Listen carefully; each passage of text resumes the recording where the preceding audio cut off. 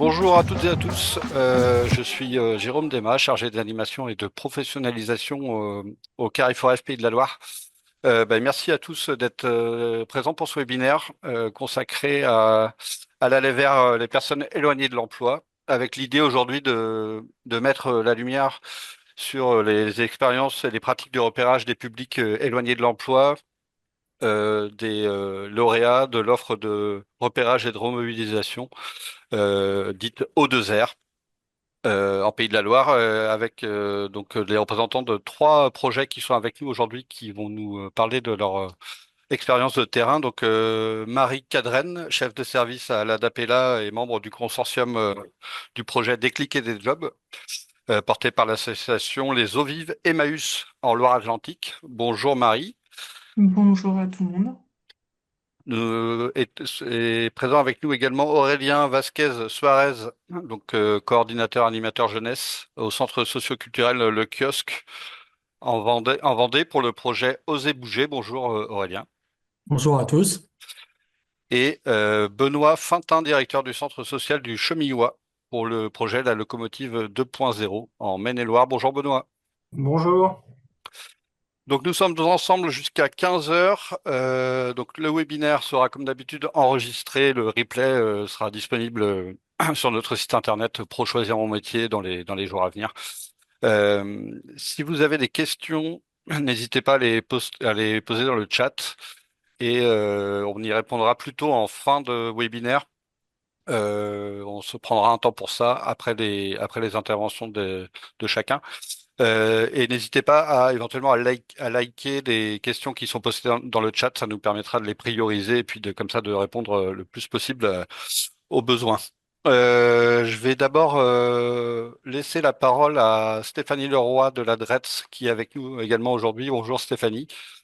Bonjour à tous. Euh, qui va nous dire quelques mots de contexte sur cette offre de repérage et de remobilisation, dite O2R. Je te laisse la parole, Stéphanie, avant de la laisser à nos intervenants. Très bien, merci beaucoup. Je vais être très brève, hein. C'était juste pour vous faire un rappel très succinct sur ce qu'est l'offre de repérage et de remobilisation. Donc en fait, cette offre, elle a été créée par la loi pour le plein emploi du 18 décembre 2023. Donc c'est en fait une nouvelle catégorie d'organismes chargés du repérage et d'accompagnement spécifique des personnes les plus éloignées de l'emploi, donc qui vise les personnes les plus éloignées de l'emploi ou qui ne sont pas inscrites dans un parcours d'insertion suivi par un autre membre du réseau pour l'emploi. Donc, je rappelle, le réseau pour l'emploi, donc ce sont France Travail, Mission Locale, Cap Emploi et certaines collectivités, par exemple le conseil départemental. Donc, l'idée de cette offre-là, c'est bien de reposer sur, comme son nom l'indique, le repérage, la remobilisation, mais également l'accompagnement en fait des publics les plus éloignés de l'emploi. Donc, c'est vraiment le fondement même d'être sur cette notion de repérage, en fait, une promesse de l'aller vers. Donc, aller à la rencontre et prioriser les publics qui sont en fait en dehors des radars, qui ont décroché des solutions qui leur étaient proposées ou qui cumulent certaines difficultés, par exemple santé, logement, mobilité, accès aux droits. Pour pouvoir les remobiliser, les raccrocher vers le droit commun et les amener vers l'emploi. Euh, cette offre, elle est inscrite en fait dans la loi. Il y a un cahier des charges national qui est fixé par arrêté. Et après, elle est mise en œuvre au niveau de chaque région, donc par les DRETS, selon des besoins qui sont identifiés pour chaque territoire. Et un premier appel à manifestation d'intérêt a été lancé l'année dernière, l'été dernier. Et il a permis de retenir 12 organismes pour la région, dont les trois structures qui vont pouvoir du coup intervenir tout à l'heure et donner des exemples concrets de leur pratique en matière d'aller vers. Et un nouvel AMI a été lancé cet été, mais dans un cadre beaucoup plus restreint. Et les conventionnements sont en cours pour ces nouveaux opérateurs. Juste pour rappel également, la liste des opérateurs donc, est publiée dans un arrêté. Donc, il y a eu un premier arrêté fin 2024 qui est disponible sur le site de l'adresse et il sera mis à jour avec les nouveaux opérateurs et puis des éventuelles évolutions pour les opérateurs qui existent, que ce soit, enfin, s'il y a des modifications dans leur, par exemple, dans leur périmètre géographique. Euh, je vais peut-être laisser la parole aux structures. Merci Bon Stéphanie. webinaire à tous. Merci Stéphanie. Effectivement, nous allons désormais écouter nos trois intervenants du jour et dans un premier temps, on voudrait vous entendre un petit peu sur la manière dont vous avez pensé votre démarche d'aller vers dans chacun de vos projets. Je vais laisser la parole d'abord à Marie Cadrenne de la DAPELA. Marie, est-ce que vous pouvez nous en dire plus sur la structuration de la démarche d'aller vers dans le projet Déclic et des jobs? Nous dire un petit peu qu'est-ce que vous avez privilégié comme axe pour cette démarche d'aller vers. Alors, peut-être juste pour rappeler un petit peu, donc Déclic et des jobs, donc c'est un consortium, projet qui est porté par les eaux vives Emmaüs et donc la DAPELA. Et le public que l'on accompagne sur Déclic et des jobs, c'est principalement des personnes qui ont des fragilités psychiques, qui peuvent éventuellement avoir une RQTH, mais c'est pas obligatoire pour être accompagné par nos équipes. Et l'idée, c'est donc pour nous, sur le territoire que l'on couvre, c'est-à-dire une partie du département, on va dire la partie est-sud, sud-est du département, on s'adresse donc à ce public dans l'idée de leur redonner de l'espoir en fait, peu importe la maladie, qu'elle soit conscientisée ou non, on va vraiment vers le public. L'idée de répondre à la démarche d'aller vers, c'est vraiment pour nous via une approche d'accompagnement spécifique qui est l'IPS, Individual Placement and Support. L'idée, en fait, c'est qu'on va euh, placer la personne au centre de son projet. Donc, on va, au travers des rendez-vous d'accompagnement, faire en sorte qu'elle se saisisse en fait des différentes opportunités. On va créer du lien autour d'elle. C'est vraiment une approche spécifique. Et on va faire, nous, une différence, en fait, entre l'aller vers, où on va aller repérer les personnes pour répondre à l'O2R, et l'aller vers, une fois qu'on accompagne la personne. Je sais pas si je suis claire, j'avoue que je suis un peu stressée, là, vous devez l'entendre à ma voix. Euh, Mais du coup, voilà, sur des clics et des jobs, on distingue en fait deux démarches d'aller vers. Il y a vraiment l'idée d'aller repérer par des moyens spécifiques, variés, divers. En fait, on se fixe pas de limite. Pour vous donner quelques exemples, ça peut être par exemple de faire des distributions alimentaires, d'aller sur des parkings de magasins, de supermarchés. Donc on va vers les personnes qui nous semblent potentiellement pouvoir être intéressées par le dispositif. Et puis après, une fois qu'on accompagne la personne, qu'elle s'inscrit dans la démarche, là, on va au plus près d'elle, c'est-à-dire qu'on se déplace sur l'ensemble de notre territoire. Ça peut être au domicile, dans un café, en extérieur, là où la personne se sent le plus à l'aise, en fait. Voilà Merci pour... Marie. Effectivement, on reviendra un petit peu après sur des actions un petit peu plus concrètes et la manière dont elles se déroulent. Euh, je vais donner la parole à Benoît Fintin du Centre socioculturel du Chemillois. Est-ce que Benoît, tu peux nous présenter rapidement le projet aux deux R de ta structure et puis les grands principes de la démarche d'aller vers qui a été mise en place? Ouais, donc la loco 2.0, alors pour le coup, on n'a pas été très original. C'est la suite d'un premier programme qui était la loco, du coup, fatalement 1.0, qui avait été développé dans le cadre d'un PIC 100% inclusion, parcours sans couture. Donc, on avait déjà une habitude de travail avec un certain nombre de membres du consortium autour à la base du parcours sans couture, c'est-à-dire comment on arrive à cumuler la question de la formation, de l'emploi, de l'intégration sociale, l'intégration professionnelle. On a fait une recherche de 4 ans autour de ça. Et donc la MIO2R, ça vient dans la suite de ce travail-là. On a modifié On a modifié les acteurs qu'il y a dans le consortium, c'est-à-dire qu'aujourd'hui, on travaille sur trois territoires différents, Chemillé, Mauch-sur-Loire et puis le territoire de Viers pour la partie rurale. Et puis, on travaille avec les 4 QPV de la ville de Cholet, euh, là où auparavant, il n'y en avait que 2. Donc, il y a un petit travail là depuis un an de se remettre à jour parce qu'il y en a qui commencent la démarche et d'autres qui sont dessus depuis 4 ou 5 ans.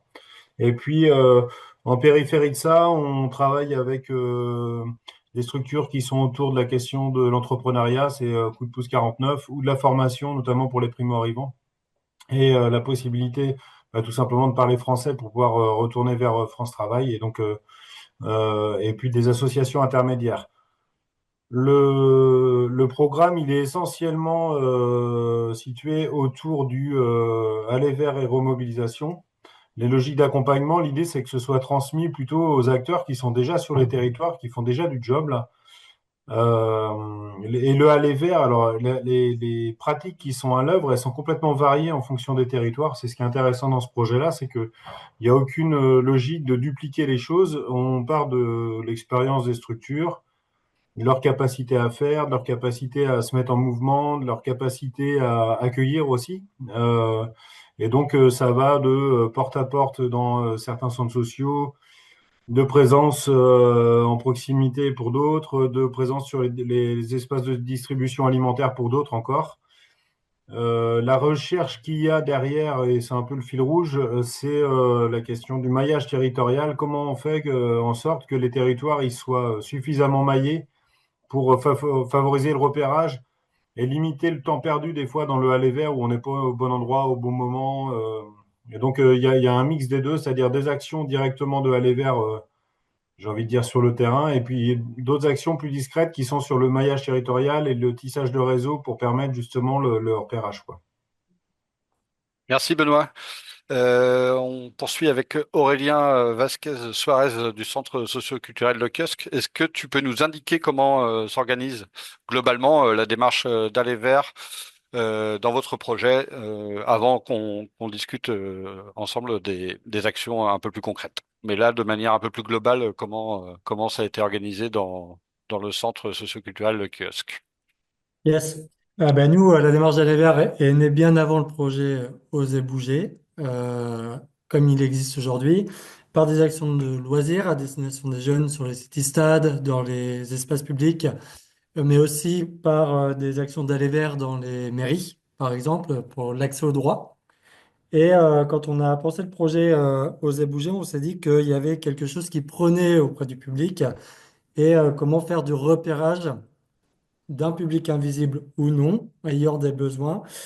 Et du coup, on s'appuie des espaces, des épiceries solidaires, des mairies, des espaces publics pour poser notre camping-car, qui est notre outil principal, et qui se transforme des fois en relais infogène itinérant, parfois plutôt en bureau, on va dire, pour de l'accompagnement d'accès au droit en individuel. On est 3 professionnels mobilisés sur l'action d'aller vers dans la structure. Il y a la référente famille, il y a la référente numérique et il y a moi-même, l'animateur jeunesse. Et du coup, c'est un peu dans le mois, c'est entre 10 et 20 heures d'aller vers que représente l'aller vers, oui, sur notre territoire, sachant qu'on est sur 15 communes au total.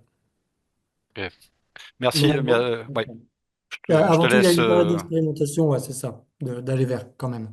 D'accord. Merci Aurélien, merci à tous les trois pour ce premier éclairage sur voilà, la vision un peu globale que vous avez de l'aller vers.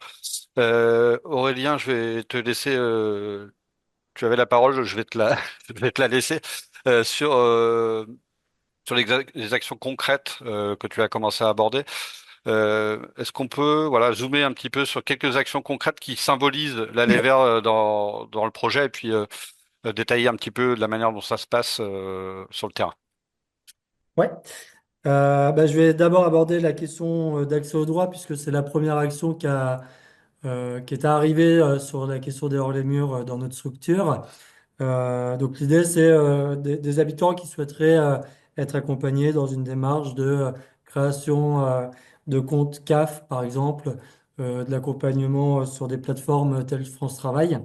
les habitants pouvaient appeler au kiosque pour prendre un rendez-vous et notre référente numérique se déplace sur la commune, donc dans les mairies. J'en parlais tout à l'heure, ce sont nos alliés. Il y a une question d'alliés à travers tout ça. Faut pas hésiter à s'en servir.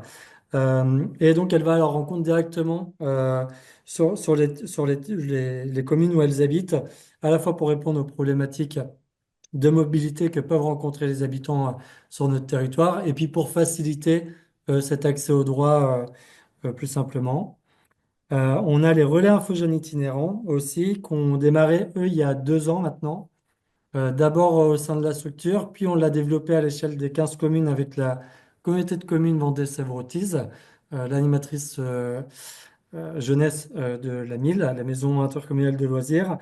Puis la deuxième année, on s'est appuyé de la mission locale qui nous accompagne maintenant aussi sur ces relais infogènes itinérants. L'idée, c'est pour eux de pouvoir rencontrer des jeunes qui potentiellement ils n'auraient pas rencontrés. Pour moi, de rencontrer des jeunes que je n'aurais potentiellement pas rencontrés et de rendre accessible l'information à tous. Et pour la mission locale, parfois d'éviter le déplacement du jeune vers la mission locale qui est à plusieurs kilomètres à Fontenay. Voilà, c'est vraiment une histoire de simplification aussi. Je sais pas si c'est très clair, pardon. C'est très clair, merci Aurélien pour ces détails-là. Je vais repasser la parole à Benoît. Ou est-ce que tu peux nous détailler quelques actions sur lesquelles que tu souhaiterais mettre en avant en termes d'aller vers pour la locomotive 2.0 à Chemillé? Alors, il y a une action là, on a mis en place un système de tickets locaux. Je sais pas si je peux partager. Ouais, normalement tu peux. Euh, Faut juste que je trouve, c'est ça. Ouais. Je vais arrêter mon partage. Vous l'avez là ou pas? Ouais. Donc le système du ticket locaux, en fait, c'est quelque chose qu'on donne à des partenaires, mais ça peut être aussi à des commerçants. On travaille avec des fois le kebab du coin, le PMU, l'endroit où les gens peuvent un peu confier leur misère par moment, quoi. Et donc le principe de ces billets-là, c'est assez simple, hein. C'est-à-dire que les personnes peuvent donner, remettre un futur bénéficiaire. Je ne sais pas si c'est le bon mot, en tout cas, dans l'état d'esprit, c'est comme ça. Un ticket qui est en deux parties. Une partie à remettre aux bénéficiaires voyageurs, c'est-à-dire ça peut être un collègue aussi quand il fait du aller vers. Tu parlais d'un camping-car, Aurélien, ou ce genre de choses, là, café de quartier, café d'habitants, rencontre asso, etc. On peut redonner ce ticket-là en disant, bah, écoute, il y a un café des habitants, ça a lieu chaque vendredi à tel endroit, et du coup, on va le noter sur le ticket, la personne repart avec. Il y a les coordonnées, en fait, là, par exemple, c'est le ticket locaux qui est sur Vier. Et donc, il y a deux partenaires, c'est Initiative Emploi, le centre social de Vier. Il y a les numéros de téléphone. Et puis, une partie qui est conservée par le prescripteur orienteur. Donc, ça peut être une asso, un commerce, le CCAS de la commune, voilà, toute personne en tout cas qui est en possession de tickets locaux. Et du coup, la proposition, c'est de noter l'autre partie, c'est-à-dire bah, c'est quoi les coordonnées de la personne, tout simplement pour qu'on puisse reprendre contact avec elle quand la juste logique du premier contact, ça n'a pas suffi, c'est-à-dire que la personne ne revient pas naturellement vers nous. C'est quelque chose qu'on avait expérimenté sur la première locomotive qui marche plutôt bien. En fait, ça donne de la lisibilité et dans la communication qu'on peut avoir avec les partenaires, des fois, c'est un petit peu compliqué de se vendre parce que les logiques d'aller vers et de remobilisation, si on part du principe qu'on travaille avec les habitants là où ils en sont, eh ben, le produit qu'on va mettre en place ou l'action qu'on va mettre en place, ça va être différente un peu à chaque fois, même s'il y a des repères. Et du coup, ce ticket loco, il a une valeur symbolique, à la fois pour la personne en disant je repars avec un numéro et en tout cas, j'ai laissé ma trace quelque part. Et puis surtout, entre les structures, sur le fait d'être à minima engagé dans le processus, quoi. Voilà, donc je sais pas si j'ai d'autres temps, si Tu il peux y a des développer questions. encore, Mais, ouais. en tout cas, nous, ce ticket loco-là, ça a été source de pas mal de questionnements si ça fonctionnait, on a expérimenté. Les retours, ils sont quand même plutôt intéressants et en tout cas, c'est assez motivant, en tout cas, pour tout simplement échanger avec d'autres structures qui sont des fois un peu loin de nous, qui comprennent pas tout ce qu'on fait, etc. Mais leur dire, bah voilà, si tu as quelqu'un où tu sens qu'il y a de la difficulté, il peut être un peu perdu socialement, tu le sens en difficulté de santé, etc. Et ben écoute, tu peux donner ce ticket-là et derrière, tu sais que nous, on fera le job de reprendre contact avec lui, de voir si ça doit aller plus loin ou pas. Mais en tout cas, c'est une première, on enclenche des choses dans le cadre du programme, quoi. Merci Voilà, Benoît. Je vais... un exemple, Ouais, quoi. ouais, très bien. Marie, est-ce que tu peux nous partager également quelques exemples représentatifs de ce qui est fait pour le coup sur le projet porté par les eaux vives et par l'ADAP là? Alors, du coup, c'est vrai que je l'ai pas précisé tout à l'heure. Notre équipe, elle est composée actuellement de 6 personnes. On a 2 trinômes d'accompagnement, donc un chargé de repérage médiation, un référent social et un job coach. Donc, c'est 2 trinômes, voilà, qui se déplacent sur l'ensemble du territoire. Et du coup, nous, les actions de repérage, bah, elles ont commencé en premier lieu par repérer les partenaires. Je sais qu'on va en parler après. Mais ça a été un gros travail, ce qui nous a permis bah, du coup d'identifier des actions sur lesquelles on pouvait, des actions existantes en fait locales, sur lesquelles on pouvait se greffer et venir parler du dispositif. Nous aujourd'hui, ce qui fonctionne bien depuis le démarrage, c'est vraiment les distributions alimentaires. C'est à peu près 50% des personnes qu'on accompagne aujourd'hui, qu'on a pu rencontrer grâce aux distributions alimentaires. Donc là, très simplement, en fait, en lien avec la structure, l'association qui organise ces distris, bah, on a notre petit stand et puis on va à la rencontre des personnes avec nos flyers. Parfois, il faut une fois, 2 fois, peut-être 5 présences sur la même distribution alimentaire pour qu'une personne vienne finalement à nous. Mais c'est ce qui fait du coup que ça fonctionne, c'est la répétition aussi la présence. Euh, Toutes nos actions de repérage, en fait, on se fixe pas de limite. On a participé à tout type de forum, plutôt orienté social, culturel. On a pu se présenter à des dons du sang, au forum d'association. On a rencontré tous les GEM du territoire, où là, du coup, on va présenter le dispositif directement aux adhérents, ce qui nous a permis du coup de pouvoir créer du lien et au besoin de revenir pour des personnes en particulier. On a notamment un projet là qui est en cours d'élaboration, de réaliser un podcast avec du coup euh, une entreprise, une association qui va bah, nous aider du coup à réaliser le podcast, le monter, etc. Dans l'idée, encore une fois, on se fixe pas de limite. Ce serait de faire par exemple des ateliers bah, pour parler de la santé mentale, pour que des personnes qu'on accompagne puissent partager leur expérience aux auditeurs de leur parcours à Dej et même avant et surtout, on l'espère, après Dej.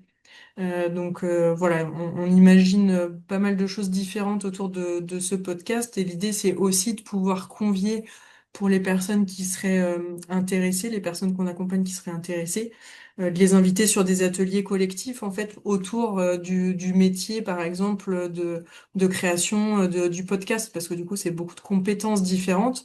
Donc on joint l'utile à l'agréable autour de bah, comment on mène un podcast et jusqu'où comment on peut intervenir dans ce projet. Donc voilà, pas mal d'idées autour de ce podcast. Pour vous donner d'autres exemples, on travaille aussi, euh, on a animé un atelier un soir au labo sur Voyage au cœur du cosmos mental, qui est un plateau de jeu en fait qui permet d'animer, enfin de parler en fait de la santé mentale grâce au plateau de jeu. Et là, bah, voilà, c'est toute personne qui était présente sur cet événement, qu'elle soit concernée ou pas par la santé mentale, bah, tout simplement c'est de l'émulsion, pouvoir en parler et sensibiliser en fait. Donc on fait autant des actions de sensibilisation envers des pros, envers le grand public, qui nous permettent d'identifier des personnes, peut-être plus tard, que des actions vraiment ciblées où on espère pouvoir repérer des personnes.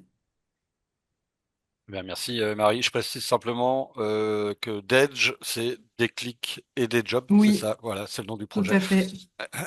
Juste, j'en profite pour rebondir. Il y a une question dans le chat qui était destinée à Benoît.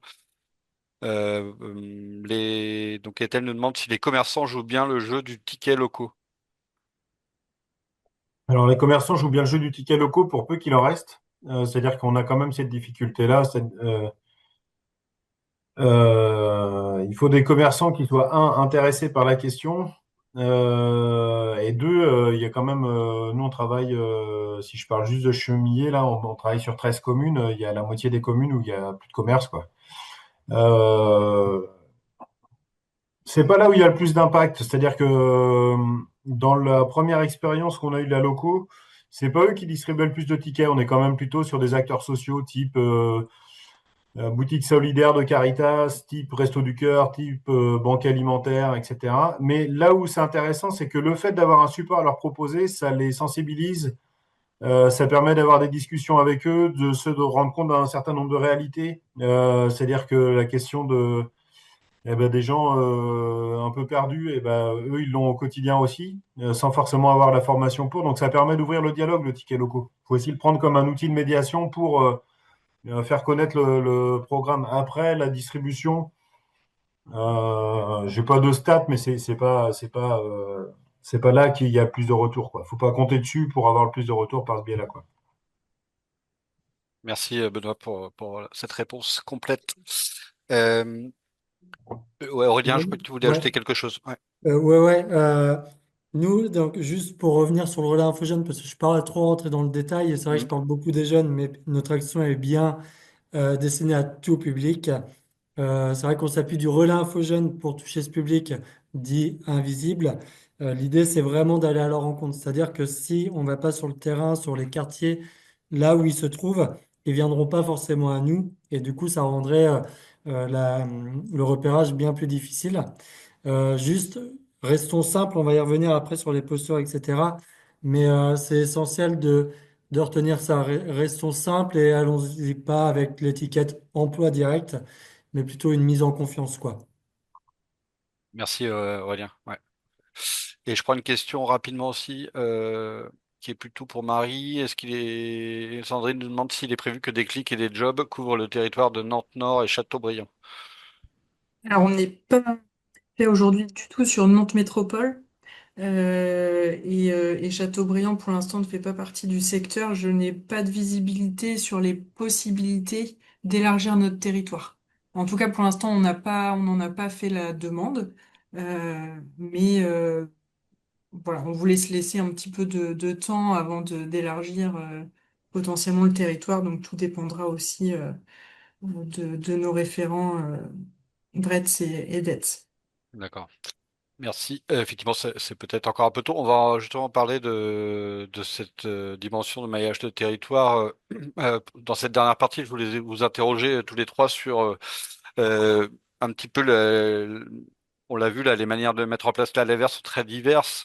Euh, mais quelles sont pour vous un peu les clés de la réussite, que ce soit en termes de posture, d'organisation, mais également les points de vigilance qu'il faut avoir en tête dans la mise en place d'un processus ou d'une démarche d'aller vers, et notamment en ce qui concerne les effets sur les personnes. Donc, bah, je te laisse la parole peut-être Marie pour développer un petit peu ce que tu disais, et puis peut-être d'autres éléments. Oui, tout à fait. Donc, les clés de la réussite, évidemment, bah, c'est de connaître le territoire, de se faire connaître par les partenaires, quels qu'ils soient. C'est pas évident, ça demande un gros travail bah, constant, déjà de se faire connaître et puis de maintenir le lien. C'est vrai dans n'importe quelle situation, hein, dans tous nos métiers, le réseau, c'est important. On a fait un très gros travail. Voilà, on a rencontré plus de 400 partenaires sur l'ensemble du territoire et c'est entre guillemets qu'un demi-département. Donc ça déjà, c'est une clé importante euh, en sachant quand on se présente aux partenaires, c'est évidemment en toute humilité. Entre guillemets, on est un énième dispositif d'accompagnement.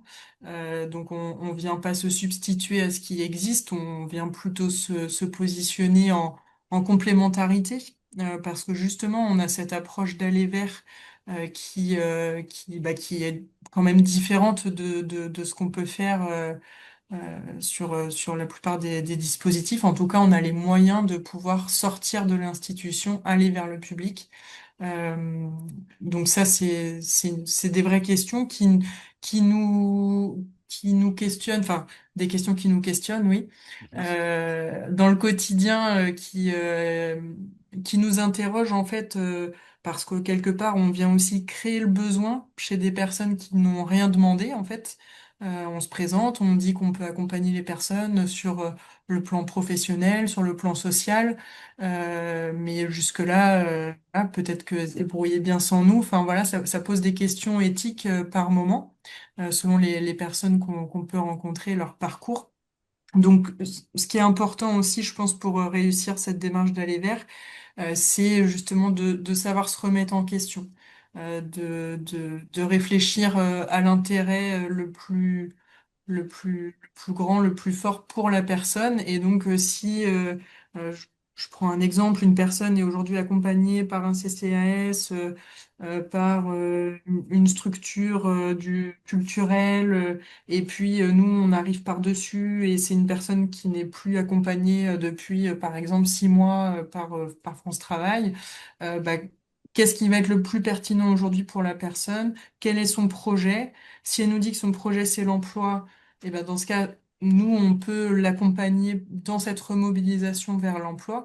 Mais si jamais elle nous disait, bah, moi, aujourd'hui, je veux surtout stabiliser ma situation financière et que le CCAS est déjà largement engagé sur cette démarche, voilà, on va pas venir rajouter, nous rajouter un accompagnement pour complexifier les choses, en fait, pour la personne.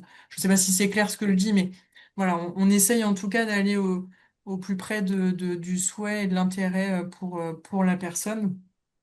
Et puis, voilà, au niveau de la réactivité, ça c'est vraiment important. À partir du moment où on identifie, on repère une personne, bah, il faut qu'on soit en capacité de pouvoir rencontrer la personne dans les jours qui suivent, de proposer tout de suite des actions en fait de remobilisation pour créer un lien de confiance et que la personne s'engage vraiment dans l'accompagnement qu'on lui propose. Et parfois, bah, ça prend du temps. Ça peut prendre 4, 5, 6, 7 rendez-vous. Et parfois, bah, c'est très rapide. Et voilà, c'est ce qui fait toute la richesse aussi du public qu'on accompagne et la richesse des parcours. Et voilà, dans les grandes lignes. Merci, Marie. Est-ce que Aurélien, tu voulais compléter un petit peu cette idée-là, notamment sur le fait aussi, je crois, de convaincre les partenaires. Bon, je te laisse ajouter les éléments que tu souhaites. Yes. Bah déjà, vous dire que ça peut prendre du temps, la mise en place de l'allée verte, d'être à l'aise avec l'outil, etc. Mais il faut se lancer parce que c'est vraiment chouette pour vous rassurer. Et puis, oui, ce que tu disais, c'est être clair dans son intention auprès de ses alliés. Alors, quand on parle d'alliés, c'est les mairies, les commerces, parfois, on en a parlé tout à l'heure, les services publics qui sont présents sur les territoires, les associations. Plus vous vendrez votre action, plus vous l'expliquerez, mieux ils sauront renvoyer des personnes susceptibles d'être intéressées par ce qu'on propose. Donc, n'hésitez pas à être clair dans l'intention, le pourquoi vous proposez cette action. Euh, et si c'est assez clair, ils vont être bons messagers auprès des habitants, habitantes, pour nous renvoyer ces personnes vers nous. Est-ce Et que puis, simplement, Aurélien, tu peux nous donner un exemple de la manière dont ça a ouais. pu se débloquer sur un partenaire en particulier ou Alors nous, peut-être. c'était avec les mairies où ils comprenaient pas pourquoi on mettait les relais infogènes itinérants le jeudi matin et pas les mercredis après-midi, par exemple. Puisque quand on parlait jeunesse, pour eux, on cherchait à atteindre les 12-17 ans, alors que pas du tout, on cherchait à atteindre les plus âgés, les non scolarisés, les sans emploi. Et du coup, les 2 premières années, les mairies me recontactaient pour me dire, mais pourquoi vous ne le faites pas le mercredi après-midi? Les jeunes sont plus dispo, ils sont pas au lycée, ils sont pas au collège. Et du coup, l'an dernier, je me suis dit, il faut que j'informe plus puisque mon intention n'est pas assez claire. Et du coup, j'ai fait un mail qu'on a validé en équipe. Et à l'intérieur, on a expliqué l'intention du relais Info Jeune, pourquoi on venait les jeudis matins. Et finalement, on n'a pas eu d'appel des mairies cette année et on peut intervenir plus sereinement sans avoir un élu qui nous contacte pour nous dire c'est pas très utile de venir le jeudi matin. Donc c'est vraiment important d'être bien clair dans son intention parce que vous gagnez du temps à ne pas réexpliquer le pourquoi. Et puis eux, ils peuvent être bons messagers puisque alors nous, on est sur un territoire rural donc ils connaissent un petit peu leurs habitants, on est sur du petit village. Peut-être que dans les quartiers, vous avez d'autres alliés sur lesquels vous appuyez. Euh, il y a ça. Et puis la seconde chose, c'est il y a des actions que vous allez mettre en place sur des quartiers, sur des communes, sur des villages qui vont fonctionner. Et parfois, elles ne vont pas fonctionner 15 jours après sur un autre lieu d'intervention. Pas de panique. Analysez la situation, gardez votre sang-froid et adaptez-vous. L'aller vers, ça demande une posture d'adaptation parce que le public va être peut-être moins réactif sur un territoire que sur un autre. Peut-être que l'outil n'est pas adapté à certains publics plutôt qu'à d'autres. Donc, n'hésitez pas à vous faire, à vous adapter sur l'instant. Et puis, quand vous passez la journée, là, vous laissez passer la journée à vous faire une petite fiche, les cailloux, ce qui a fonctionné, les pépites, et vous dire, ben, là, ça n'a pas fonctionné ici, comment je pourrais m'adapter? Et ça vous permet en fait d'évoluer vos pratiques, d'aller vers. Merci beaucoup Aurélien. Tu parlais de capacité d'adaptation. Benoît, je crois que tu peux en parler aussi sur ce volet-là, notamment sur on va dire le profil des professionnels qui sont chargés de faire de l'aller vers. Ouais. Euh, un peu comme toi, Aurélien, moi je disais, bah, faut y aller, faut se lancer, sans doute. Mais sans doute que c'est pas mal de se former un peu à ces questions-là. Sans doute que c'est pas mal qu'on est à peine à l'aise d'y aller avec quelqu'un qui est très à l'aise, qui connaît un peu le terrain. Il y a quand même une nécessité d'être en capacité d'avoir un premier contact. C'est compliqué d'être dans la rue sans rien à vendre, quoi. Et donc, il y a quand même un peu de savoir-faire. En fonction des territoires, c'est travaillé de manière différente. Là, dans les membres du consortium, ça va d'un centre social qui dit, bah, nous, on est un centre social de quartier, et ben, on se bloque une semaine, toute l'équipe, et l'ambition, c'est de toquer à toutes les portes. On toque chez les gens, savoir comment ça va, présenter le centre social, donner quelques plaquettes. D'autres qui disent, bah, nous, on va former des habitants, des bénévoles, et du coup, qui mettent en place des cafés à proximité du commerce local, mais systématiquement avec une logique de binôme salarié-bénévole. C'est-à-dire que les modes d'action, ils sont complètement différents d'un territoire à l'autre.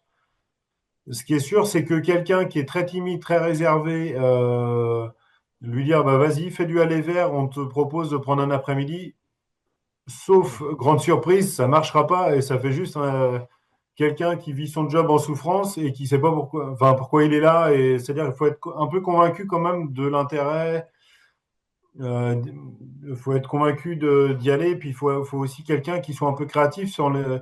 Marie, tout à l'heure, tu parlais des capacités de rebond. Quand on a un premier contact avec quelqu'un, ce qui est intéressant, c'est quand même d'être en capacité de lui proposer rapidement une suite, un engagement sur un café d'habitants dans la structure, donner un coup de main pour organiser les goûters pour les enfants, participer à l'organisation d'un festival local avec une asso. En tout cas, d'avoir quand même j'appelle ça des biscuits, mais des choses à vendre aux gens pour que le aller vers assez vite, il se concrétise par, eh ben, en fait, il m'a dit que je pouvais sortir de chez moi et faire des choses, et j'y arrive et c'est concret. Et en même temps, il faut respecter le fait que certaines personnes, eh ben, il faut trois, quatre premiers contacts pour commencer à vraiment avoir une discussion. Donc, c'est là où il y a quand même un savoir-faire professionnel. Faut sentir les gens, je sais pas comment dire ça, mais quelqu'un qui y va en disant ouais, venez, je vais vous sauver, on va vous trouver des solutions, ça marche pas. Et inversement, quelqu'un qui dit je les laisse venir petit à petit, puis un jour il va se passer quelque chose, ça marche pas non plus. Il y a une sorte de, il y a les deux bouts de la plotte, et du coup, il faut trouver les professionnels aussi qui sont intéressés par cette question-là. Il y a quelque chose d'aventureux un peu là-dedans, quoi. C'est-à-dire que quand on part, on ne sait pas ce qu'on va faire, quoi. Et on ne sait pas ce qui va se passer, on ne sait pas si ça va bien se passer. Mais en tout cas, Voilà, cette aventure-là, elle n'est pas non plus donnée à tout le monde. Il y a des profils de personnes qui correspondent bien, d'autres pas du tout. D'autres qui ont besoin d'être rassurés et qui s'en sortent bien après. C'est-à-dire, il y a pas une mécanique si nette que ça, parce que les territoires sont pas les mêmes. On en a parlé un peu, mais les profils des professionnels sont pas les mêmes non plus, quoi.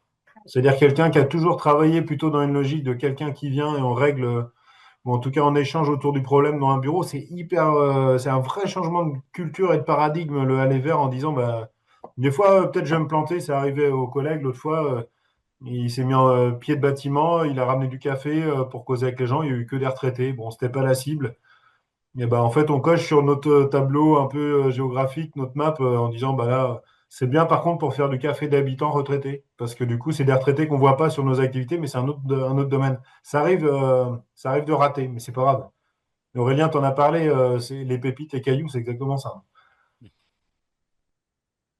Merci Benoît. Je crois aussi que il y avait une notion importante autour de la qualification des personnes à Oui, chemiller. Est-ce que tu peux nous en parler? en fait, c'est une réflexion. On a du mal à se mettre d'accord entre nous, mais c'est pas grave, j'en parle quand même. Il y a un mot qu'on a banni un peu, c'est le mot bénéficiaire dans nos programmes. C'est-à-dire que sur le aller vers remobilisation, il y a quand même l'idée que les gens soient acteurs, qu'ils aient la parole. Donc là, le programme s'appelant la locomotive, on les appelle les voyageurs. Mais il y a des collègues qui trouvent que c'est aussi connoté voyageurs. On trouvait ça intéressant, la thématique de monter dans le bon wagon, de s'arrêter en gare, de choisir dans quel wagon on remonte. On peut être en première classe, en seconde classe. On peut choisir de faire un trajet long, un trajet court. On travaille beaucoup autour de ça, aussi pour que les gens ils soient considérés comme des habitants qui participent à un programme, mais pas comme des bénéficiaires qu'on va accompagner. Donc c'est de la sémantique, mais ça joue aussi sur la posture des professionnels, c'est-à-dire que assez rapidement, à tous les niveaux, quand on parle de aller vers, eh ben, en fait, on travaille le aller vers avec un collectif d'habitants qui était initialement dans des programmes dits institutionnels ou dans les remontées, qui étaient à la base des bénéficiaires. Et il y en a aujourd'hui euh, qui sont membres du bureau du centre social, qui sont dans des commissions, qui ont une vie, j'ai envie de dire, d'habitants engagés dans la vie sociale locale comme tout le monde, alors qu'à la base, ils étaient sans doute éloignés de ça un peu. Et je pense que la posture qu'on a de dire c'est des voyageurs qui sont avec nous un temps, elle est intéressante. Parce que ça permet assez vite de se dire eh ben, ils ont le droit de citer à tous les endroits du projet. En tout cas, c'est la démarche qu'on essaye de mettre en place, quoi. Puis pour rebondir, si j'ai un petit peu de temps, Bien sûr, ouais. c'est vrai que dans la posture des professionnels de toute l'équipe, nous, on incite beaucoup sur l'horizontalité. C'est-à-dire que la personne qu'on va repérer, on n'est pas là, on n'arrive pas devant la personne en mode sachant, ah bah oui, tu es à une distribution alimentaire aujourd'hui, bah attends, je vais te montrer, je vais te dire comment faire pour que tu plus besoin de faire ça et de te trouver un emploi, etc. On n'est absolument pas là-dedans. Comme on part en plus avec l'approche IPS vraiment du rêve de la personne, on va pas juger en fait de ses capacités, de la pertinence de son projet. Si la personne nous dit bah, j'ai pas travaillé depuis 3 ans ou 5 ans, je suis fatiguée en permanence, je sais que ça va être compliqué pour moi de travailler, mais j'ai envie, je sais pas moi, de devenir prof de français et ben on va suivre la personne sur ce projet-là. Et c'est par l'expérimentation, en fait, en la remise en mouvement de la personne, qu'on va l'aider en fait à identifier ses besoins, ses souhaits.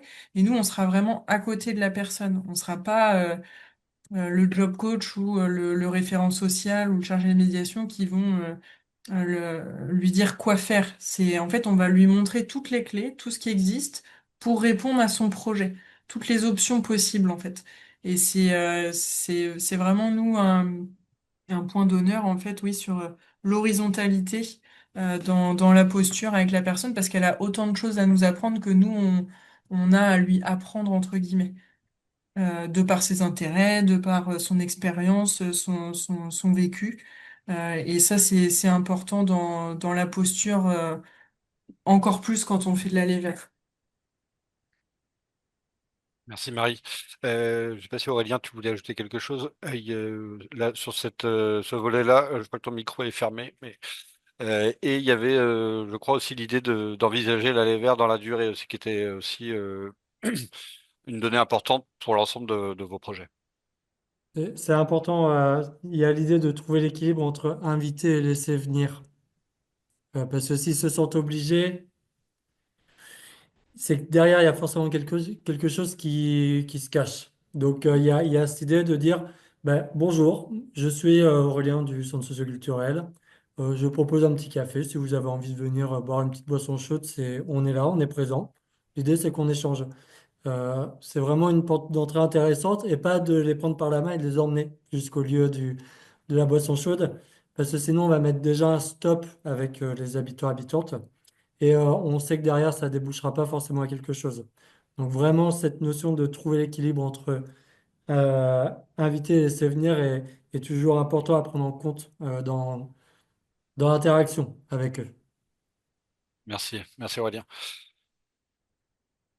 Oui, alors, je vais prendre tout de suite une question. Il nous reste environ 10 minutes, donc on a le temps de prendre quelques questions. Sandrine nous demande, donc c'est une question pour Marie, d'où vient cette approche IPS? Est-ce qu'il Oui. y a un nom d'auteur?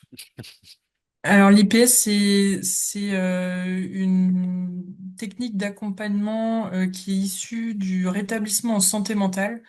Pour faire très rapide, il y a eu un grand mouvement dans les années 60-70 dans le monde de la psychiatrie, où les patients en fait disaient bah moi je suis pas juste bipolaire ou je suis pas juste schizophrène et je vais rester enfermé toute ma vie à l'hôpital ou en institution. J'ai envie de savoir ce que les médecins ils disent sur moi.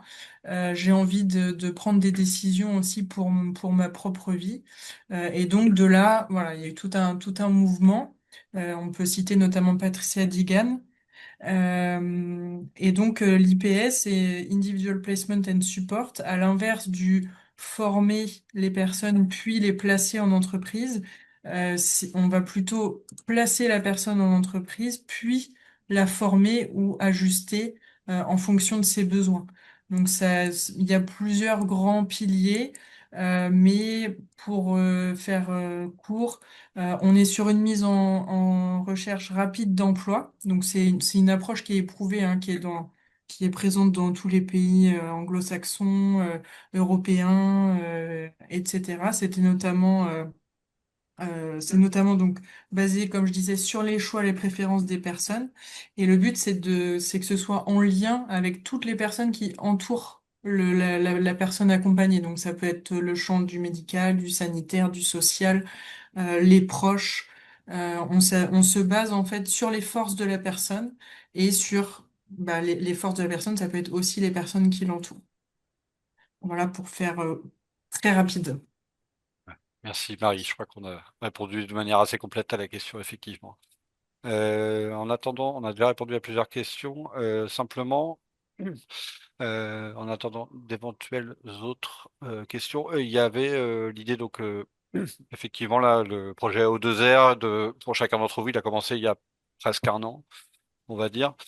Même si dans les démarches d'aller vers, on a parfois des délais de mise en place, d'aller-retour sur ce qui marche pas. Est-ce que globalement, vous pouvez nous dire comment vous percevez, comment vous ressentez la manière dont c'est perçu par alors, on va pas dire les bénéficiaires, on va dire les voyageurs ou les personnes, tout simplement. Est-ce que vous avez déjà des éléments, pas forcément chiffrés, mais de ressentis qui vous permettent de tirer un premier bilan de ce que ça peut donner sur le terrain?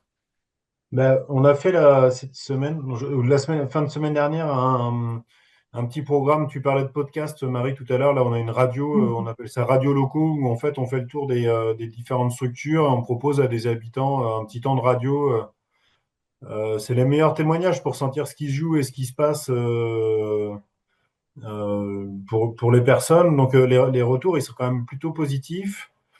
Euh, on a quand même des questionnements sur le fait de structurer l'approche, c'est-à-dire que des fois, ça se met en place un peu de manière empirique dans nos structures.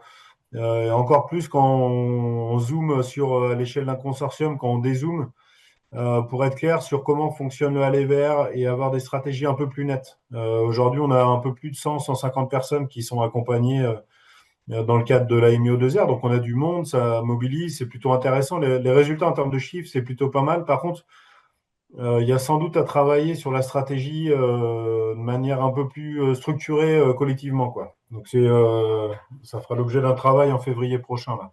Hmm, très bien. Comment on organise le chantier pour être plus lisible? Mm. Hmm, très bien. Est-ce que Aurélien, tu voulais réagir sur ce volet-là? Nous, les retours sont plutôt positifs, alors plutôt du côté du public, accès au droit ou plutôt relais info jeunes itinérants. Il y a l'idée qu'on se déplace vers eux, qu'on s'intéresse à eux. C'est ce qui ressort en général quand même, et qu'ils soient pris en compte un petit peu dans parfois les difficultés qu'ils traversent, parfois dans des périodes un peu vagues où finalement ils ne trouvent pas trop de réponses, où on les envoie vers des partenaires vers lesquels ils n'osent pas aller. Parfois on est la première porte qui va permettre de faire cette mise en confiance et puis de renvoyer gentiment vers la mission locale, vers peut-être des France Services, des structures plus adaptées. Mais parfois ils ont besoin de ça. Et donc, c'est ce qui ressort, nous, des bénéficiaires chez nous. Ouais. Hmm, ok, merci. Marie, un complément peut-être. Oui, je partage les retours, ils sont positifs dans le sens où, comme le disait Aurélien, en fait, on vient, en tout cas avec l'approche qu'on présente, on vient donner des informations complémentaires sans doute à ce que les personnes ont déjà pu avoir auparavant, mais voilà, qui ont peut-être oublié. Donc on vient redonner un peu un souffle nouveau, le fait d'être au plus près de chez eux, d'être vraiment sur leur territoire, entre guillemets, là où ils le souhaitent, c'est un vrai plus et c'est ce qui les met en confiance aussi. Euh, donc le fait, oui, d'être au plus près des personnes, c'est vraiment ce qui sécurise. Et puis cette approche justement d'être en dehors des institutions, c'est nouveau quelque part. Quand on vient parler d'emploi et d'accompagnement de lever des freins à l'emploi, qu'on en parle dans un café ou qu'on en parle dans un parc, les gens ils ont pas forcément l'habitude de ça. Donc c'est vraiment un plus. Et de toute façon, là, les verts, en tout cas dans le cadre de l'accompagnement aussi, pas uniquement sur la partie repérage, nous, c'est quelque chose qu'on fait depuis plus d'une dizaine d'années pour nos deux associations, les Eaux Vives Emmaüs et puis la DAPELA. Donc, on sait que ça permet en fait de vraiment créer une relation de confiance sur du moyen long terme en fonction du délai d'accompagnement qui nous est imparti, quoi. Merci, merci Marie. On a une question. Alors, on a déjà répondu en partie pour certains d'entre vous. Pouvez-vous préciser le nombre de personnes remobilisées sur une année, s'il vous plaît? Donc là, c'est la. Alors, je sais pas si on parle de remobilisation, mais là, on est plutôt sur du repérage, on va dire, qui est la première étape avant de remobiliser. Je crois que Benoît, vous avez parlé de 150 personnes, c'est ça? Après, en fait, c'est compliqué comme Ouais. question. Sur la question du aller vers les gens qui sont OK pour intégrer le programme de la locomotive, il faut voir la dernière remontée de données, mais on va être autour de 150 personnes. Mm, Après, les personnes, on est vraiment dans une logique de remobilisation, mm, c'est-à-dire qui participent très régulièrement à des ateliers, qui sont dans une logique j'ai envie de dire tonique en termes d'accompagnement, où on est bien dans les 12 à 15 heures par semaine, avec vraiment une logique de progression, etc. Là, du coup, ça diminue. On doit être sur une soixantaine mm, par rapport aux 150 qui sont déjà repérés. Après, c'est une logique de palier, quoi. C'est-à-dire que mm. on va en repérer d'autres. Il y en a qui vont sortir des remobilisations en espérant que du coup l'accompagnement par France Travail il soit réalisé. En fait, en gros, on a fait le job pour ces personnes-là et qu'il y en a d'autres qui passent dans le wagon suivant. Enfin, en permanence, on est avec ça, quoi. Ok, merci. Est-ce que Aurélien ou Marie, vous avez des chiffres vous souhaitez communiquer ou vous donner un ordre Oui, d'idée, en tout cas? Oui, nous, par exemple, on a vraiment commencé le temps qu'on recrute les équipes, etc. En gros, ça fait 7 mois là qu'on est vraiment actif après toute la phase aussi de repérage, de maillage territorial.